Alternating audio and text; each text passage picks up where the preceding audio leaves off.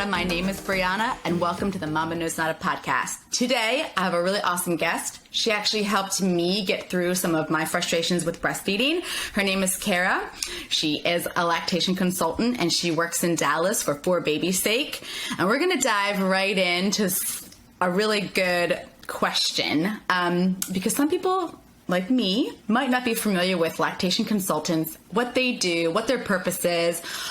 There's different levels of study and know-how. I didn't know this, so I think it's super important, especially for first-time moms or breastfeeding moms, to be acquainted with a lactation consultant. And Kara's going to tell us all about that. So Kara, let's dive in. What is a lactation consultant and what do they do? Sounds good. Well, first of all, I want to point out that the term lactation consultant is not a protected term. So anyone can call themselves a lactation consultant, which is a little frustrating. That doesn't mean that people that are lactation consultants get offended if you call them that. It just means that at some point they had to make a new designation. And so sometimes people have called me lactation specialist or lactation nurse, and all of those things are fine.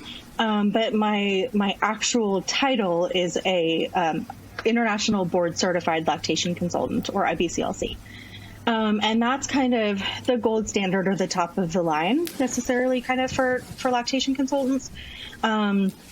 And, you know, it doesn't mean that we're done learning. Mm-hmm. It just means that, you know, we're kind of at the top of that level. Mm-hmm. But it's cool because we can, since it's an international certification, we can literally go anywhere in the world and practice. So it's like, which is one of the nice things. It is universal. Okay, I didn't know that. It is actually international. Yeah, I can go to any country and have a job. That's amazing. I know, isn't that neat? Got to rethink my career. So that's one of the things that I think is really fun about it. And that makes some of our learning a little bit harder because we are learning about things that might happen in other countries and not necessarily here per se. But some of that can be really helpful. Like, let's say after a natural disaster, we need to know how to help people, you know, breastfeed or make formula in a country that doesn't, or a place that doesn't have clean water. So those are kind of some of the things that we also have to learn about. Wow, that's incredible. Getting our certification. Yeah. I thought it's pretty cool. I thought it was all just about like boobs and how they function. I mean, some of it is that, the anatomy and physiology behind it, but you know, there's a lot more that goes into it. Okay. Than I know. Just that. That's so cool. I didn't know. At first, I didn't realize. I mean, I guess I should have known from the international part, but like so many things are international, but there's different standards country to country. So that's super cool. Yeah. Now, I just lost a question. Hold on. Oh, to become an IBCLC, what does that take? What kind of study do you have to do? Yeah, so some people think that we have to be RNs or nurses first, and we actually do not have to be. In order to work in a hospital, a lot of times you do have to be an RN, but to be a private practice lactation consultant, you don't necessarily have to be. There are specific lactation classes that we have to take, and we have to have 90 hours of specific lactation classes. Okay. And then we have to have a certain number of mother-to-mother support hours, which means just working with parents.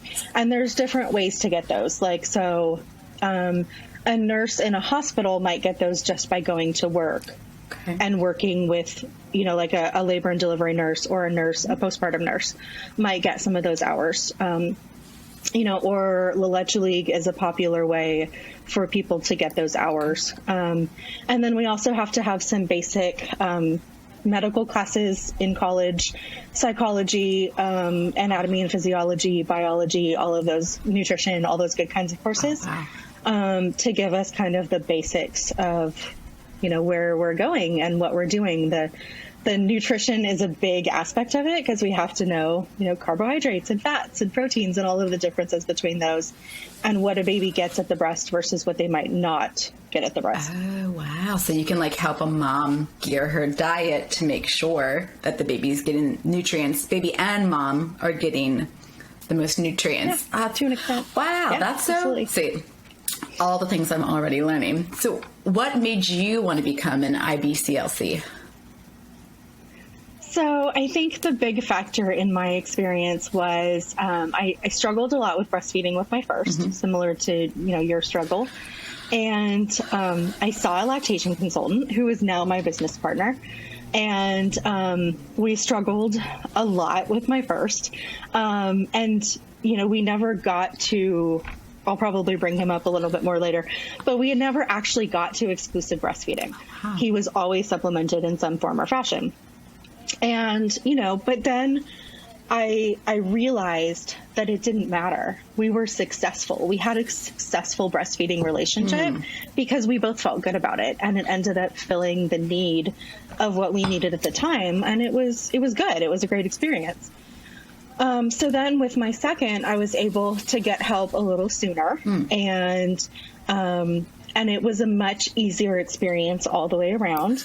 And so, and just having the support, like my partners and I had a support group that was meeting weekly for, I think it met for almost 15 years. Wow. Every week. And we stopped meeting because of COVID. But, having that support was such a key element in making it better and having a better situation the second time. And that's part of what spurred me on. Just like, let me help other women get through this. That's so cool. When someone who might be a first-time mom or maybe struggled, like you're talking about with their first, and wants to do things differently, like find some support, like what should they be mindful of when searching for support? Loaded question. I think that once you've left the hospital, it's really nice to have the option to see a private practice lactation consultant. We definitely tend to focus on different things than a hospital lactation consultant focuses on. Okay. And so that can be a really key element. A lot of times they're going to do home visits, or sometimes office visits in their office. And so that can be really nice if you don't even have to leave your house. They can come to you. I think that I would look for, what they've specialized in, have they specialized in more of like the bottle refusal, or are they specializing more in, the newborn latching and positioning and milk transfer and those kinds of things. Oh, awesome. I think that's really good insight.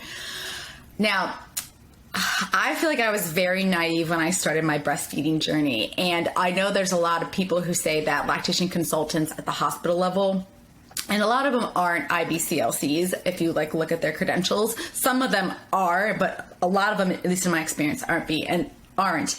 And I think there is a different technique and structure, what you're saying from my experience. So I happened to deliver at a hospital who had lactation consultants on staff. And even though they weren't as learned, or I would say at the higher ranking, I don't know what I would have done without them, because I felt like there were so many things I didn't know as a mom coming into breastfeeding for the first time. And I was hell-bent on doing it. No, wasn't an option, et cetera, et cetera. And we can talk a little bit about my journey and your journey in a minute. But when you meet with a mom for the first time mom or first time breastfeeding mom, whatever it is, what do you see as one of the most misunderstood things about breastfeeding? Oh, that's a good question. I think I'd have to say the most misunderstood thing is how to know whether baby is actually transferring milk.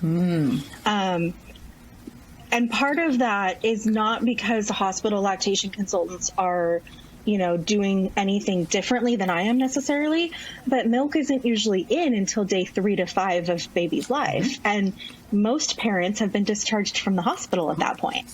And so it's just not something that they're focusing on when you're in the hospital. And that's what we need to focus on once you get home from the hospital. I thought it was really interesting. I think when you leave a hospital with a child or any place, or have a home birth, and all of a sudden there's this organism, it's like, oh shit.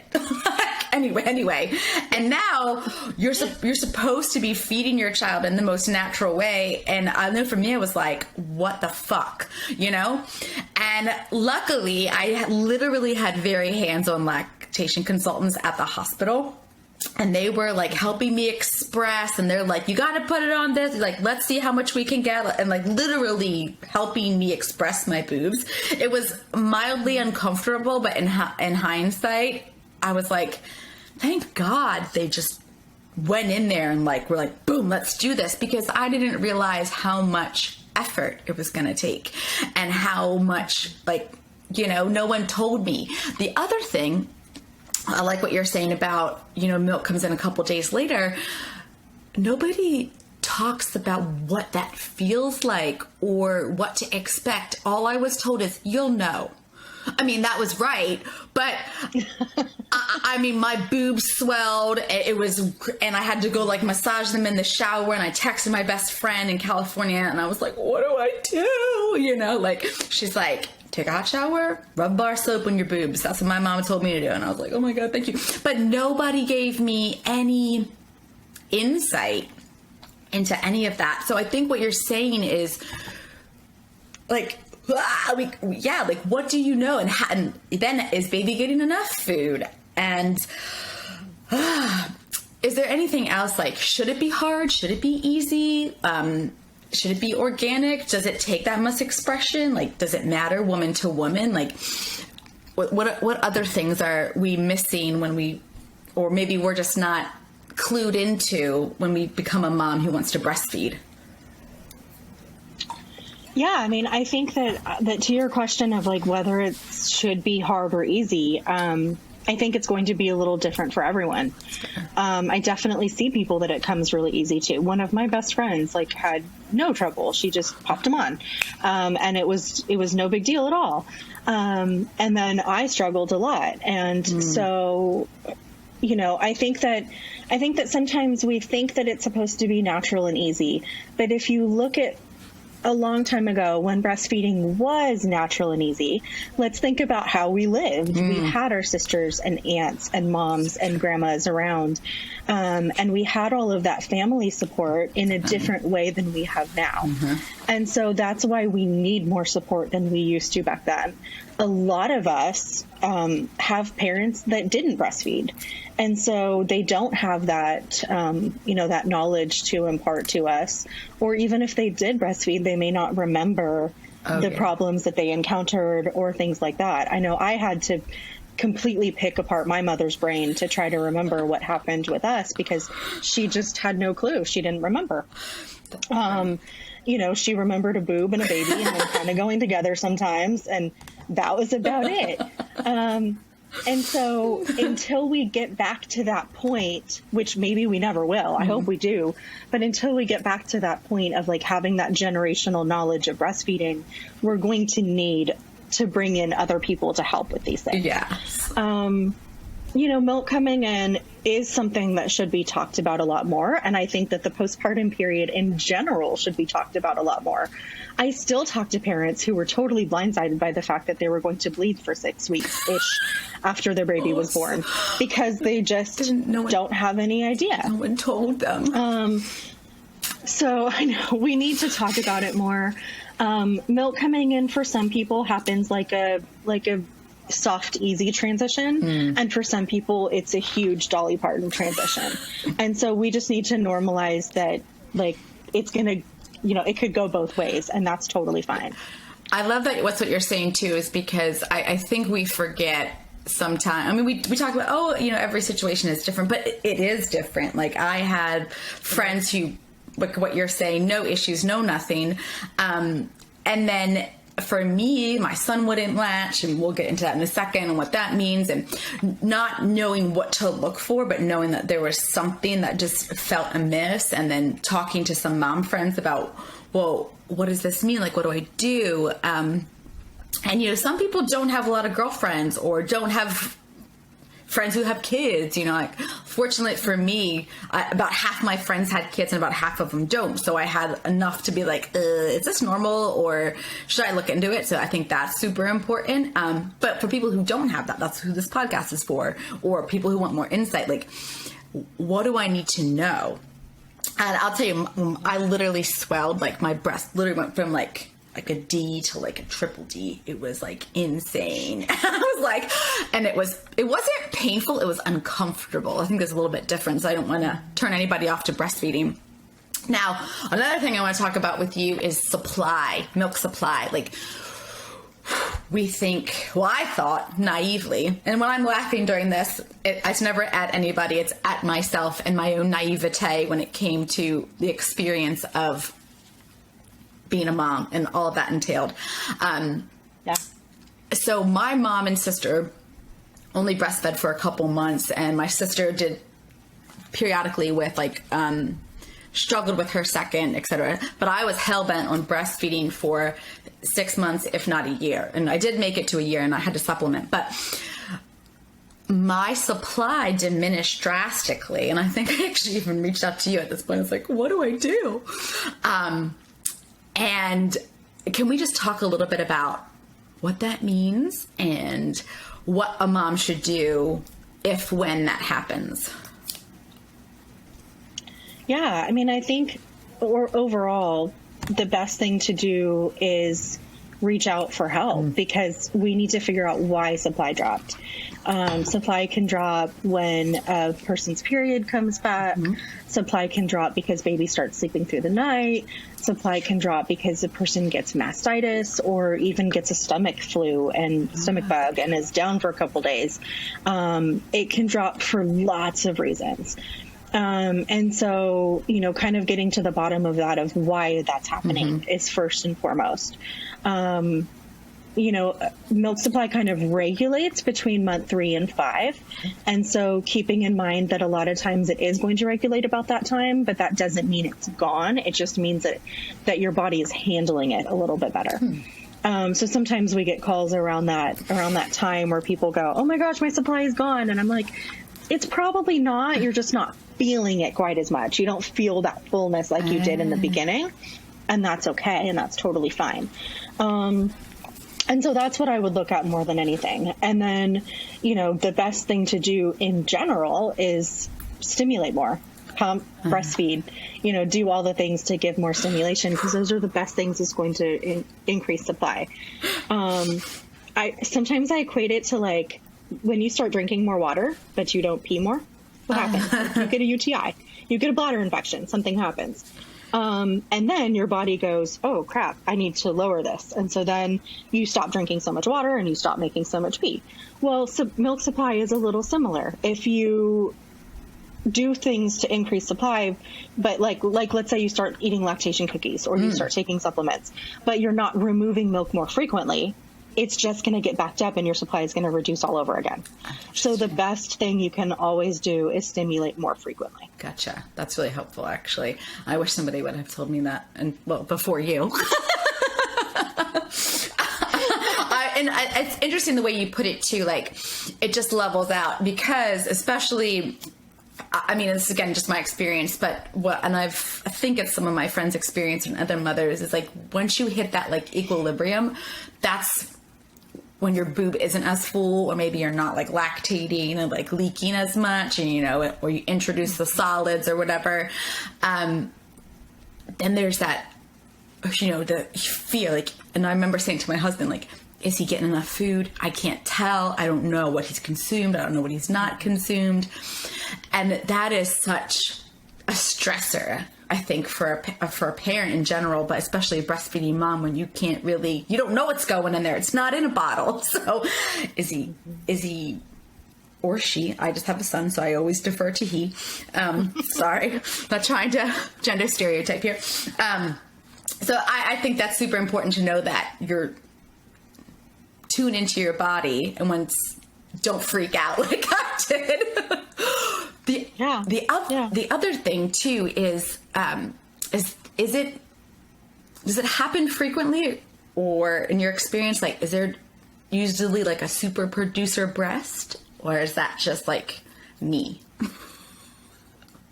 No, usually I say that parents have a meal boob and a snack boob. I like how you put that, a meal boob and a snack That's boob. what I call it. If it's more than about an ounce different, then I'll usually have the parent do some things to bring up the other side a little bit. But if it's a little bit of a difference and not too much, I usually just leave it alone. A lot of times it goes along with your handedness, but not always. Oh, interesting. I can't remember which one of mine. I think it was the left one that was a super producer. I can't remember. But I remember, like, oh shit, he'd only, could only get something out of one side. And then I think I bring all those things up to say, being a mom, being a parent is scary, and you never know if you're doing a good job, and you never know if it's enough, and you never know if you're doing it right, and you will never know. Like, you could give your kid the perfect lifestyle and do everything, tick all the boxes. There's no way to guarantee how your child will turn out, but the way you feel about it as an individual is what I like to discuss, in a sense that even if you have to supplement, or even if it's not going the way you planned, it doesn't mean you're failing. You just might have to readjust. And I think that would have been helpful for me to hear more often than, oh, you'll be fine. You know what I mean? Like, you're not failing. You have to maybe come at it different, or you have to work harder. You have to pump more. You have to express more. And we're tired or stressed, you're carrying this organism around. And for me, it was like, this is weird, like, what is this thing? And I just think it's really important for moms, and especially new moms, to know it might not look like you want it to, but it's okay. It's okay. You're doing the best you can, and you didn't know half the stuff was going to happen until you had a kid. Yeah. Oh, so it's always a fun journey. And the other thing, as you can attest to, I only have one, and I probably will only ever have my one child, and I'm very happy with that, and I feel very blessed. But it's different. Your kids were different, right? Your experience with that. So there's also that, Yeah.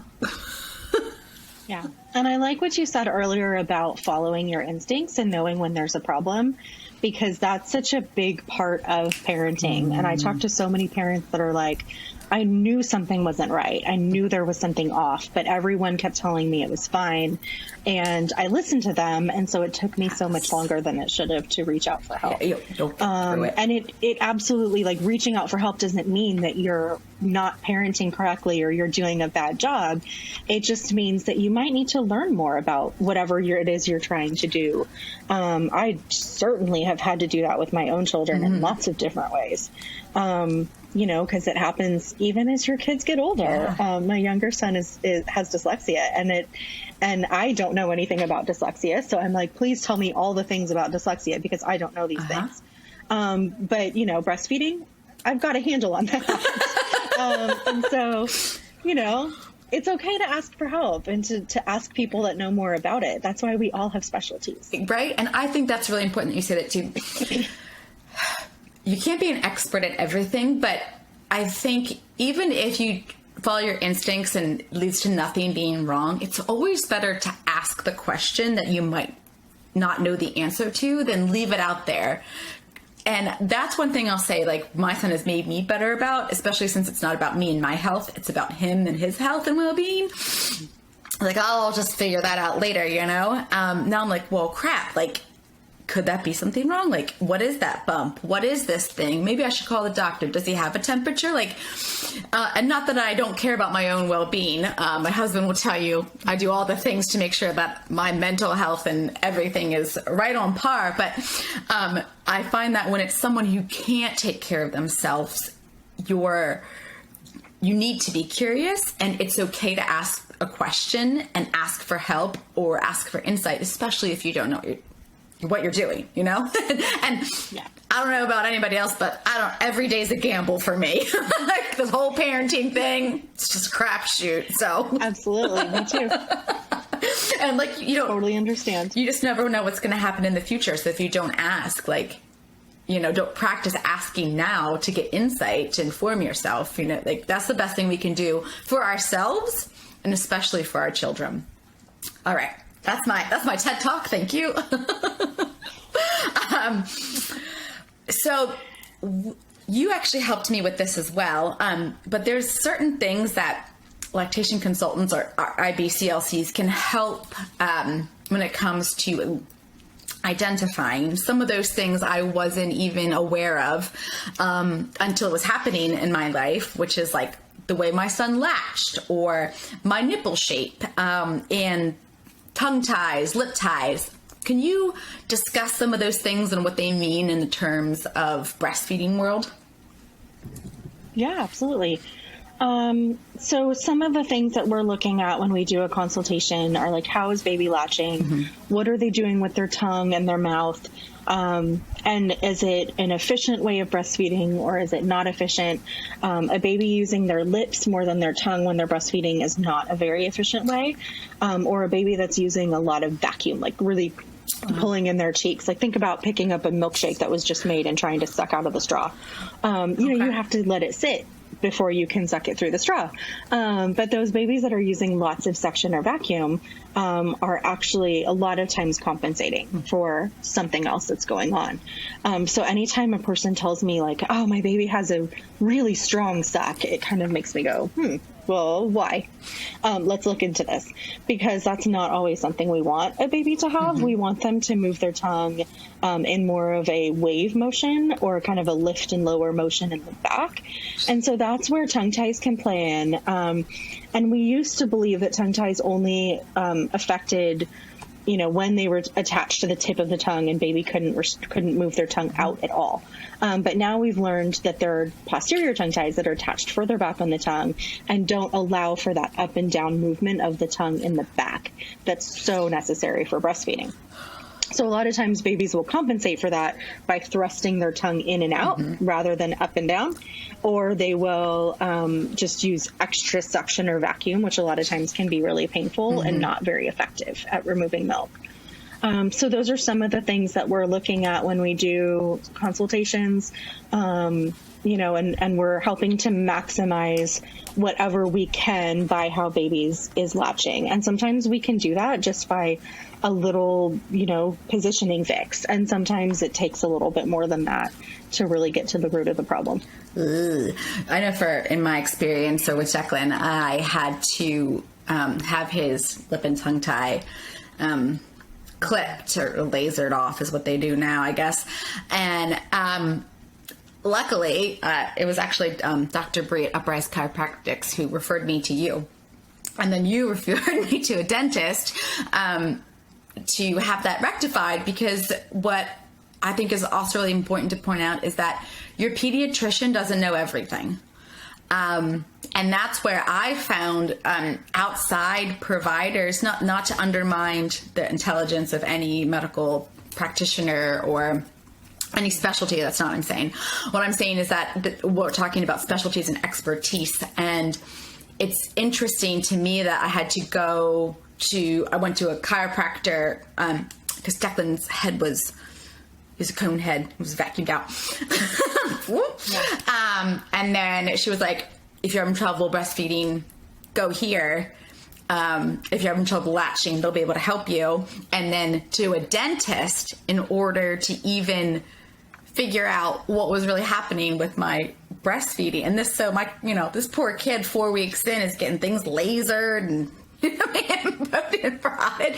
But I just bring that up to people because I think, we have so much faith and trust in our medical practitioners, and they are so well versed and they're so knowledgeable, but that's why there's other subordinate specialties, because you can't know everything. Fun fact, to get anything lasered off, it's a dentist, not a pediatrician. And a special pediatrician, as I found out through you. So I just think that that's really important to discuss and talk about. And then nipples, I didn't even know that what is it, an inverted nipple that could be complicated? I can't remember. But that's a lot to think about when you've just given birth, shouldn't this stuff just happen? I like to think about pediatricians as a general practitioner, which they are. And that means that they have a little bit of knowledge about a lot of things. Yes. And that's amazing. And that's exactly what we need. and we need that person that we can call. Like if you call me because your baby has a rash, probably won't be able to help you so much. But you really need the pediatrician for that. Yeah. Unless the rash is like a dairy sensitivity and I can help with that. But that's a little bit of a different subject. But what we need is yes, exactly, those little subspecialties. And ideally in a perfect world, if a person came to the pediatrician and said, I'm having trouble breastfeeding, the pediatrician would say, please see this lactation consultant. Since we're not in a perfect world, it doesn't happen all the time that we get that information from the pediatrician. But we're trying really hard to help make that shift. And so, and I find that the more people that say to their pediatrician, hey, I saw this lactation consultant and they were really helpful and really got to the bottom of my breastfeeding issues, the more pediatricians will realize that that may be something they want to add to their referral list, because it is very helpful. Yes. And then, yeah, nipples are, they can be a little bit problematic. Generally they're not hugely problematic. We have a little piece of tissue behind the nipple that can hold the nipple in or kind of hold it flat where it doesn't get as extended. And so, every once in a while we might have to have a parent pump a little bit, or, before latching baby, or kind of do a little bit of nipple stimulation, or use a nipple shield for a week or so until we can get the nipples kind of extended.